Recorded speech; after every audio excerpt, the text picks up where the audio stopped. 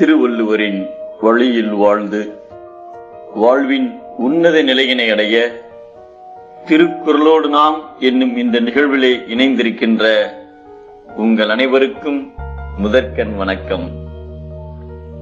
குறள் எண் 452, அதிகாரம் சிற்றினம் சேராமை. இது ராமாயணத்தில் நடந்த ஒரு நிகழ்வு. தசரத மன்னரின் மனைவி கைகேயி,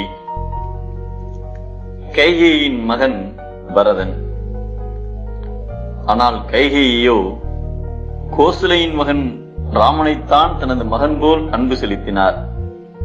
தசரத மன்னர் தனக்கு பின்னால் நாட்டின் மன்னராக ராமனை முடிசூட்ட எல்லா ஏற்பாடுகளும் செய்தார். அதனை கேட்டதும் கைகேயி எனது மகன் ராமன் நாட்டை ஆளப் போகிறான் என்று மகிழ்ந்தார். அதே நேரத்தில் கைகேயின் உடன் இருந்தவர் கூனி. அவர் மிகவும் தீய எண்ணங்களை உடையவர்.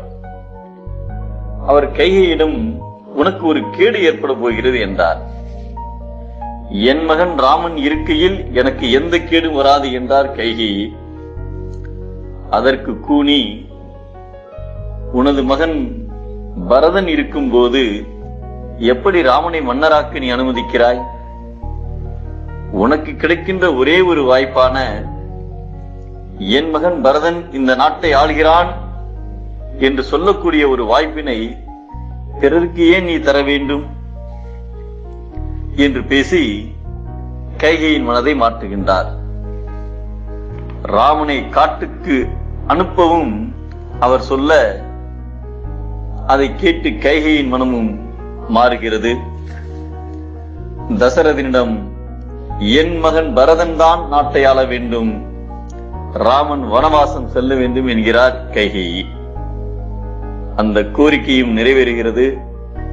முடிவில் தசரதன் உயிர் துறக்கிறார். அன்பும் அழகும் அறிவும் நிறைந்தவராக இருந்தும் கூனியின் சேர்க்கையால் கைகேயி என்னும் நல்லவர் பொல்லாதவராகிறார். நீரானது எந்த நிலத்தில் ஒழுகிறதோ அந்நிலத்தின் தன்மைக்கேற்ப அது மாறிவிடும்.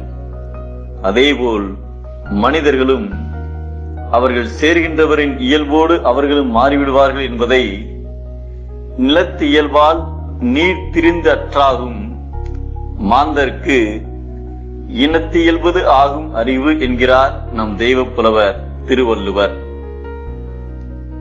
நல்லவர்களோடு சேர்ந்தார் நல்லவர், தீயவர்களோடு சேர்ந்தால் தீயவர்.